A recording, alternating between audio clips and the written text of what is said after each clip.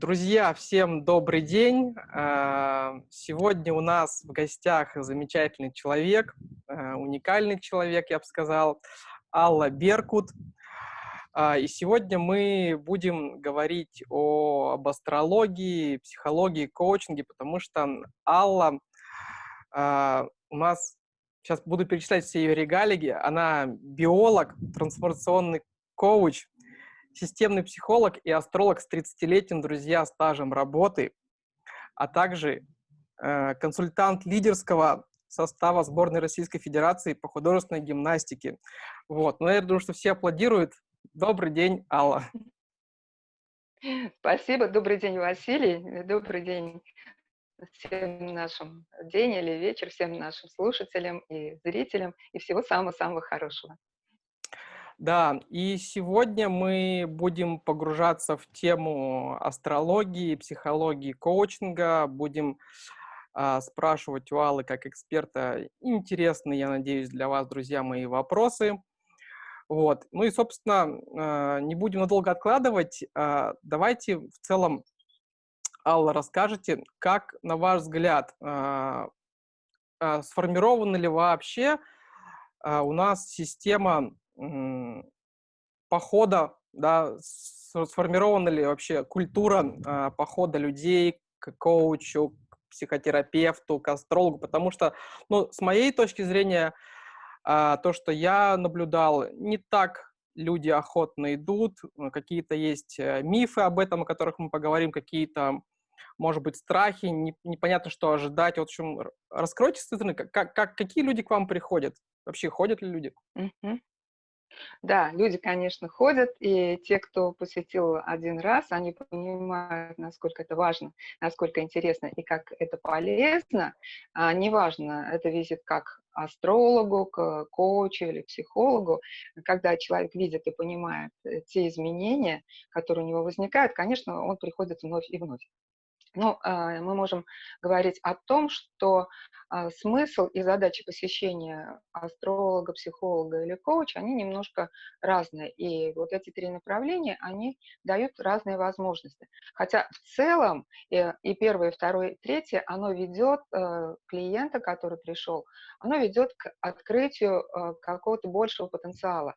И смысл всех этих трех направлений, всех этих трех наук или всех этих методов, которые мы применяем, они заключаются в том, чтобы каждый человек, который пришел к нам на прием, он после встречи вынес какие-то очень-очень полезные для себя вещи, стал сильнее, и у него появилось бы реально больше возможностей, собственно, открылось.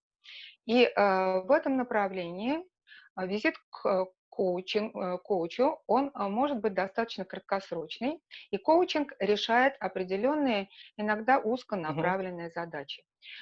Коуч не занимается психотерапией в классике, мы решаем какой-то конкретный запрос, конкретную какую-то тему, которая у человека появляется. И очень часто это связано с тем, что после визита к коучингу реорганизуется какая-то определенная сфера жизни, сфера навыков, и человек становится в этой части более эффективным.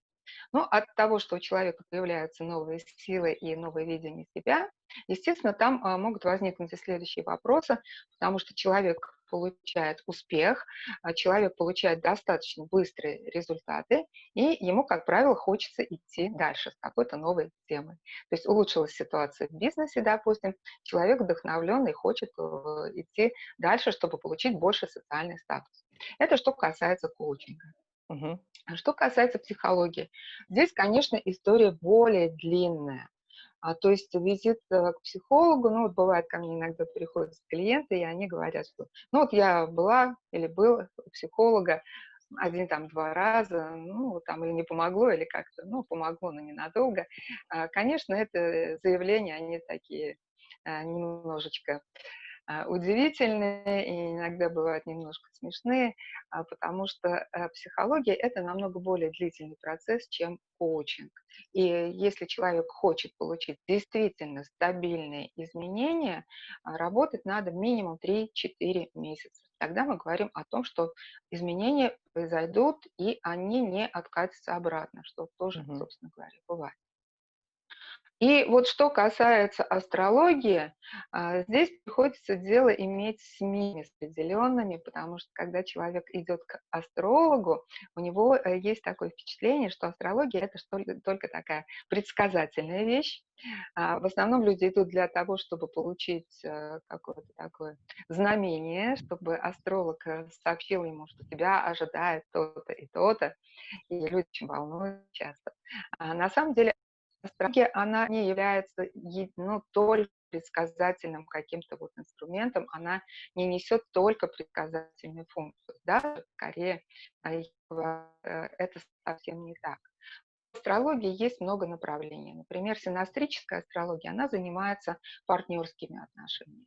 Мгм. Можно просмотреть какие-то бизнес-прогнозы, наилучшие какие-то условия для коммуникации с бизнес-партнерами. Можно просмотреть какие-то варианты определенными людьми, получится ли с этими людьми хороший бизнес.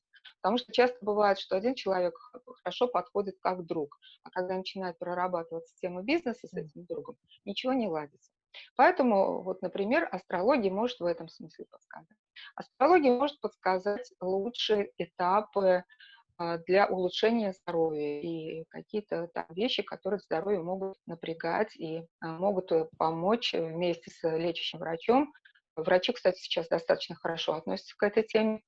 Астрология может помочь и в направлении улучшения здоровья, то есть в исцелении, подобрать день операции, допустим, или какого-то вот вмешательства, или даже старта приема Мгм. препаратов. Астрология здесь тоже очень хорошо помогает. Но в целом мы говорим о том, что астрология, она описывает тенденции, с которыми человек может столкнуться. И здесь не для того человек, клиент должен приходить к специалисту, чтобы услышать какое-то, ну, очень определенное предначертание или даже как бы приговор. Конечно, нет. Астролог, задача вообще астрологии и астролога рассказать человеку о том фоне, о тех потенциальных событиях, которые человек могут ожидать. А человек уже имеет возможность или принять это, не саму информацию, а именно принять событийность, которая будет, если человек, ну, вот, поступает тем же образом, в котором он поступает раньше. Или наоборот, если человеку что-то не нравится, он хочет изменить что-то в своих событиях. Задача визита заключается в том, чтобы разработать схему, разработать план того, как ситуацию изменить. И поэтому вот, когда люди приходят и говорят, вот был у астролога, ничего не сбылось. А, Здесь вопрос не только о том, что, может быть, астролог что-то неверно читал или допустил ошибки. Может, было взаимное непонимание, и астролог просто говорил о тенденциях, а если человек не вложил усилий, допустим, а если человек в нужное какое-то хорошее время не сделал правильный шаг, то позитивные события не сбываются. К Мгм. сожалению, все устроено таким образом, что чаще сбываются негативные события, потому что для того, чтобы они произошли, вот так устроен мир, ничего делать не надо. А вот для того, чтобы свершились позитивные события, очень часто, конечно же, нужно приложить усилия. Ну, таким образом устроен наш мир, к сожалению, что ломается все само по себе, а вот создавать нужно так, чтобы к этому прилагались усилия, планировать их некие последовательные шаги. А, Когда нужно посещать астролога, но это бывает, как правило, не разовый вот такой вот визит, и, скорее всего, нужно посещать раз в год для того, чтобы знать свои тенденции, знать свои возможности, знать, где обходить какие-то проблемные моменты или идти им навстречу, если кому-то нравится, прокачивать какие-то свои силы в проблемных ситуациях. Если человек проходит какой-то сложный период, но здесь нужно посвятить время и особое внимание для того, чтобы в сложном периоде получать от астролога больше информации. И здесь речь идет о нескольких визитах, конечно, подряд. Поэтому вот, когда человек собирается к коучу, психологу или астрологу, у него должен быть собственный такой определенный настрой и разная готовность к тому, чтобы посещать или один раз, или больше, ну, в зависимости от того, что хочет получить.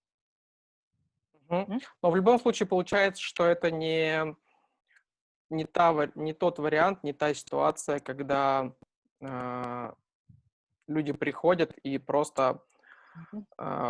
думают, что сейчас, значит, вот так вот в одночасье все их проблемы решатся, и они узнают свой гороскоп и будут теперь, значит, что-то делать или не делать, и жить, и резко улучшится, значит, у них качество жизни.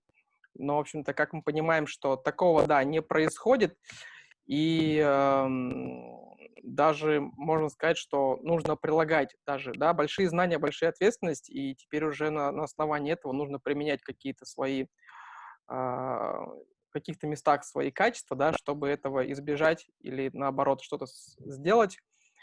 И, наверное, самое хорошее в этом, ну, и в коучинге, и в психологии, и в астрологии, ну, такой самый позитивный момент, что ничего не разрушается, насколько я понимаю, да, а наоборот добавляются новые возможности, ресурсы. Допустим, то есть всегда у человека остается вариант действовать по-старому, как он делал. Просто мы создаем что-то новое вместе с коучем, психологом, астрологом, и создаем новые модели поведения, шаблоны, способы реакции и так далее.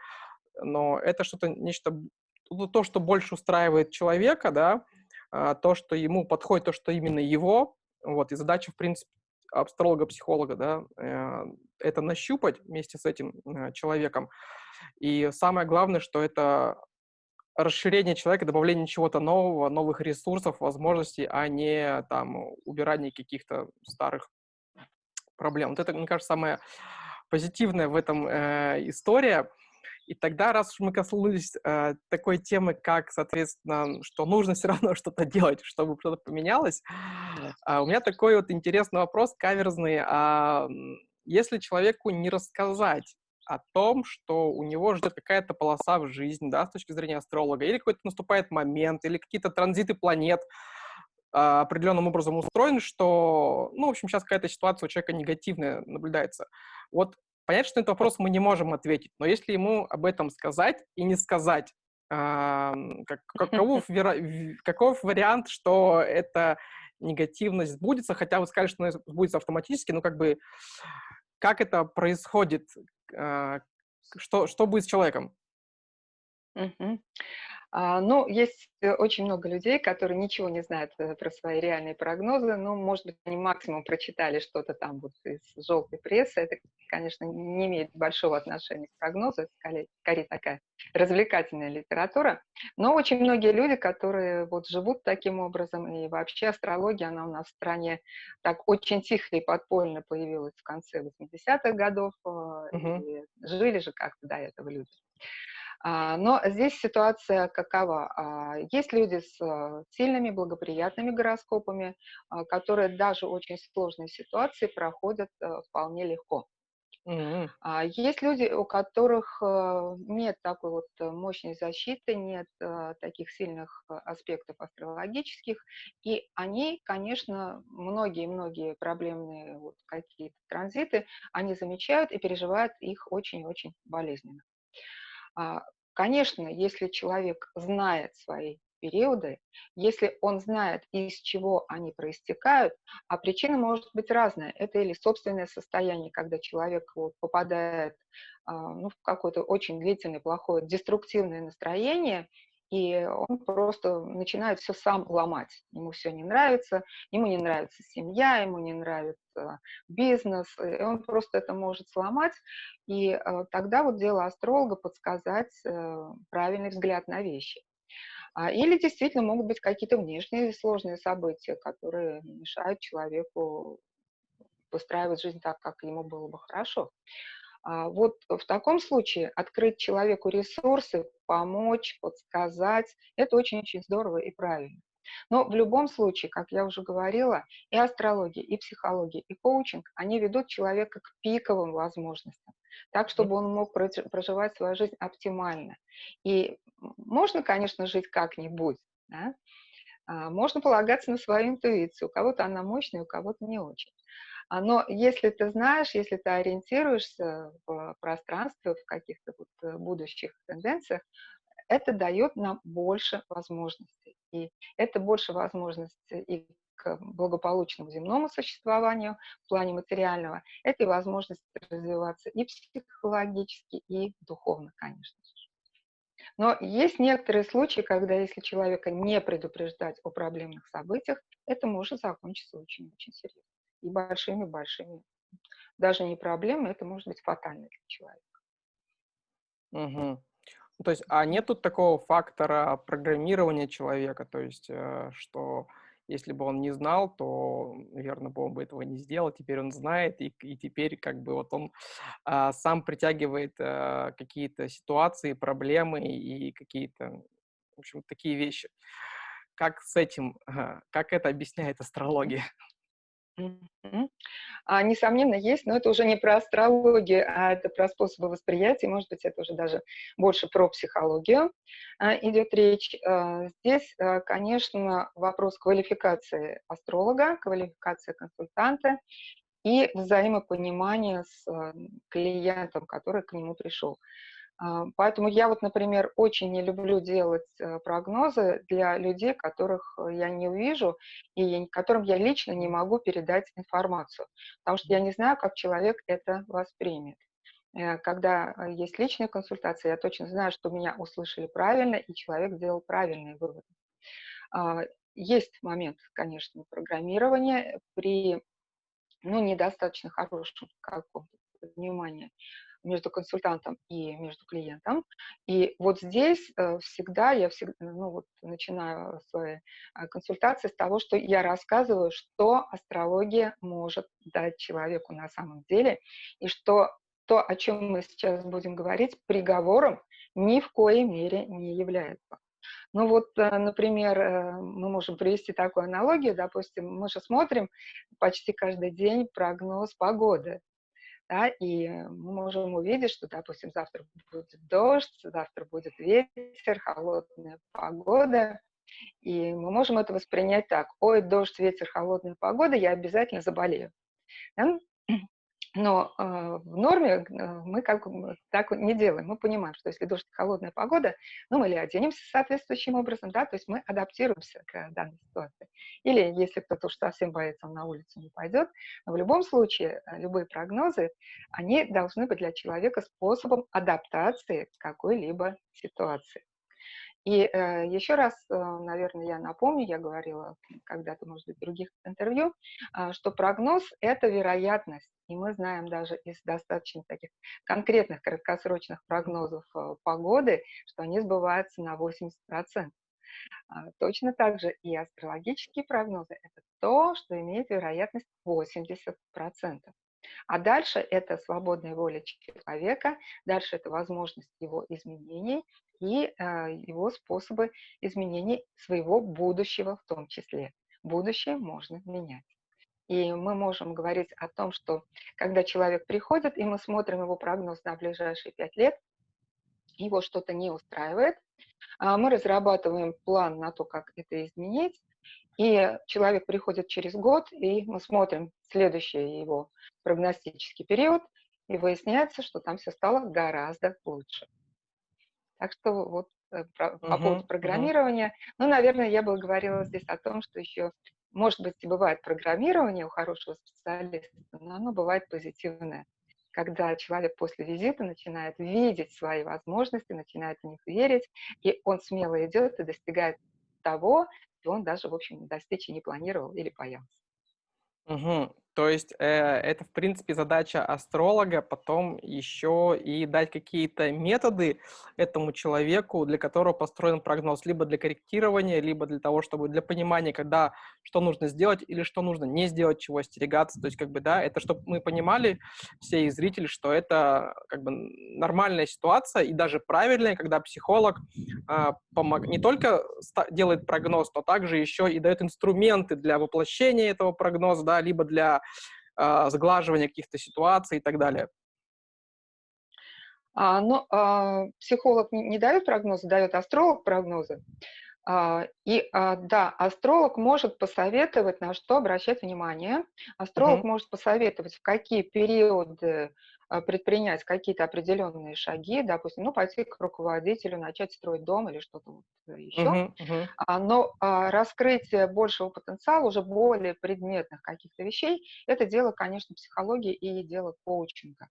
Мгм. Вот. Я, Мгм. собственно, поэтому и сочетаю вот эти три направления для того, чтобы получить максимальную эффективность для работы и для жизни человека. Потому что астролог — это не его задача, не его компетенция Мгм. обозначать человеку, из каких психоаналитических источников произошла там, допустим, проблема, почему человек до сих пор не реализован в семье. Астролог Мгм. может это описать, но вот менять и делать коррекцию — это, конечно, уже психологическое Мгм. направление. Мгм. А найти конкретные инструменты — это дело коуча. Мгм. Понятно. То есть именно вот это вот тандем психологии, астрологии, коучинга, он как раз-таки позволяет и понять, в чем ситуация, да, и прийти к ее решению. И такой вот еще тоже сегодня у нас день каверзных вопросов. Наверняка, то есть есть и начинающие коучи, это не как вы, астролог, психолог с 30-летним стажем, контакты которого бережно передают из рук в руки, вот, только по рекомендации, но все же, скорее всего, бывают у людей, не говорю, что у вас, ну, у коучей бывают ошибки, просто я знаю историю, мне рассказывали, что человек читает другому гороскоп, и, в общем, все прочитал, а потом посмотрел, что не тот год. В общем, и ни у одного, ни у другого не возникло никаких сомнений, человек ушел. Ну, понятно, что, наверное, так надо было услышать, но, в общем-то, вот это же такая вот ошибка, она очень может как бы послужить каким-то там, да, образом на человека. Как, в общем, астрологи относятся, вот, и психологи к ошибкам профессиональным, как и везде, они могут случаться, чё, все мы люди. Да, ошибки, конечно, бывают, и бывают они даже не только по вине астролога, а, допустим, человек дает М, очень неверное время рождения.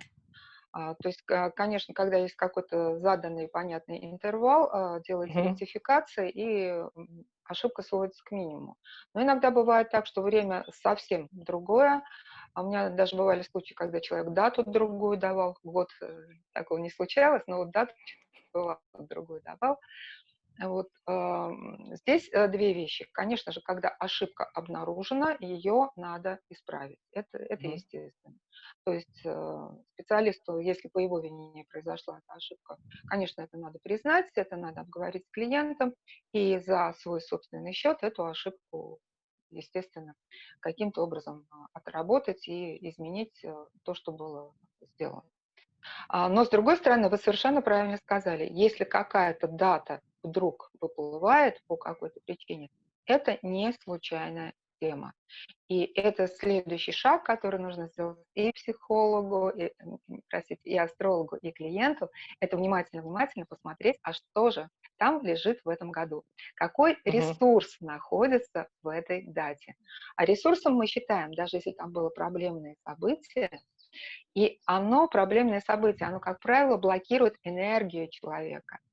И если вот вдруг всплывает такая дата, это может быть, что в данное время произошло что-то, что у человека закрыло, заморозило очень-очень большой кусок его сил, очень большой потенциал. И вот такая бессознательная реакция чья-то, которая привела к изменению даты, и использование, раскрытие этого, это может принести очень-очень большую пользу. Поэтому нет ничего плохого, главное, как мы вот это потом в дальнейшем к этому подходим и в дальнейшем с этим работаем. Ну, то есть, да, в любом случае, друзья, не бойтесь ни психологов, ни коучей, ни астрологов, идите смело на консультации, калли, не калли, к любым, как бы это всегда полезная новая информация, которая, если вы еще не ходили. Алла, тогда еще такой вот вопрос. Ам, Возможно, мы сейчас уже не успеем это в этом интервью, в рамках этого интервью, но вопрос очень интересный. То есть мы знаем, что есть профессиональные астрологи, которые, ну, долго занимаются расчетом натальной карты, посмотрением всех транзитов, глобально погружается, там мощная работа математическая, аналитическая, и где-то еще, значит, и человека понять нужно, да. собственно, ну, это как бы недоступно обычному человеку. Вот, с другой стороны, есть какие-то, значит, в желтой прессе прогноз, там, скорпионов сегодня хорошо, завтра нехорошо. Вот. Как Мгм. всегда, ну, истина где-то посередине. Можно ли как-то обычному человеку использовать какие-то астрологические моменты познания, которые не были бы так тяжелы, чтобы не надо было учиться 30 лет, ну и чтобы это не было на уровне желтопресных вот этих вот прогнозов, что у Овнов сегодня там день денег, скажем так. Да, ну, по поводу желтопресных прогнозов, конечно, это, еще раз я подчеркну, что там больше какой-то информации для развлечения, чем чего-то такого серьезного, потому что в желтопресных прогнозах используется только положение Солнца, которое определяет знак зодиака. Этого мало. Мы пользуемся минимум 10 объектами для какого-то более такого более-менее приличного прогноза, но на самом деле там больше всего. Но и человек, который не занимается профессиональной астрологией, он может использовать, ну я прям вот смогу рассказать, допустим, в следующий раз, наверное, сейчас это уже будет избыточная информация, я могу рассказать о 5 методах, которые может использовать каждый человек для того, чтобы свою жизнь устроить и запустить очень важные и хорошие полезные ритмы для своей жизни или для жизни своих близких. Поэтому мы можем это сделать, тем более в этом году, 2020, у нас очень много интересных и очень непростых ритмов, и нам нужно это знать. Я сделаю с удовольствием. Да, спасибо огромное за интервью. Я знаю, что нас ждут еще каскады затмений, да, насколько я понимаю. Вот, и я не Да, знаю, влияет, ну, естественно, не нас влияет на всех, поэтому, да, спасибо огромное за интервью. Давайте мы в следующем интервью сделаем с вами такие вот методы, которые люди смогут применять, расскажем, как пользоваться, и я думаю, что это будет очень полезная информация. Вот, спасибо вам огромное за это хорошо. интервью. Друзья, ждите следующих видео на канале, и будет много полезной информации, именно практической. Всего доброго, до свидания. Спасибо, Василий, спасибо, друзья. До новых встреч. До свидания.